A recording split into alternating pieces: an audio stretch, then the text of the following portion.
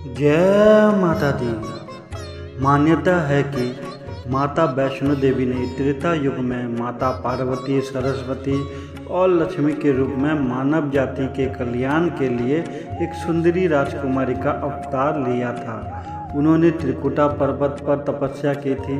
बाद में उनका शरीर 3 दिव्य ऊर्जाओं महाकाली, महालक्ष्मी और महासरस्वती के सूक्ष्म रूप में विलीन हो गया।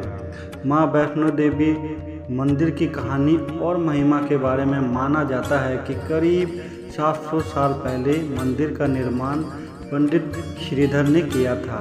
श्रीधर एक ब्राह्मण पुजारी थे। श्रीधर वे उनकी पत्नी माता रानी के परम भक्त थे। एक बार श्रीधर को सपने में दिव्य के जरिए भंडारा करने का आदेश मिला, लेकिन श्रीधर की आर्थिक स्थिति अच्छी नहीं थी, जिसके कारण वह आयोजन की चिंता करने लगे और चिंता में पूरी रात जागे।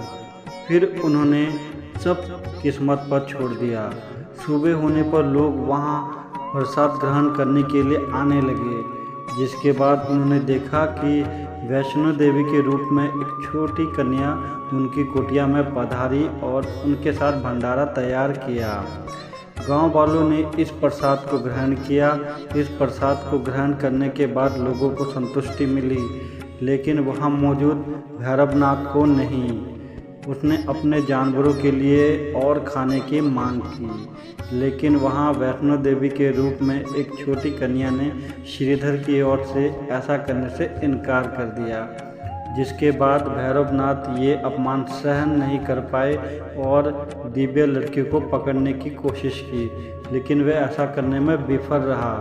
लड़की गायब हो गई। इस घटना से श्रीधर को बहुत दुख हुआ।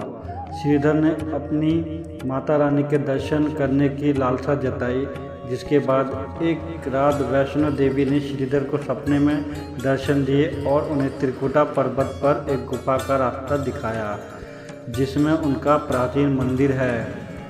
बाद में ये मंदिर दुनिया भर में माता वैष्णो देवी के नाम से जाने लगा।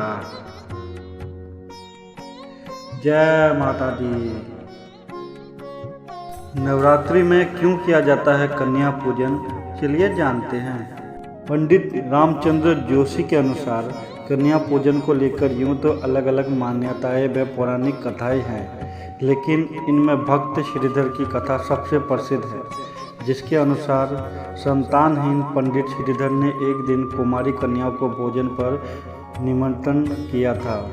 जब वह कन्याओं को भोजन करवा रहा था तो उनमें माँ वैष्णो देवी भी कन्या के रूप में आकर बैठ गई, जो श्रीधर के श्रद्धा भाव से करवाए गए भोजन से काफ़ी प्रसन्न हुई।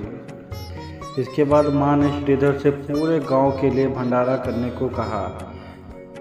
एक सफल भंडारे के बाद श्रीधर के घर कन्या का जन्म हुआ, जिसकी वजह से ही नवरात्रि में व्रत पालन के दिन कन्या पूजन व भोजन का विधान बना।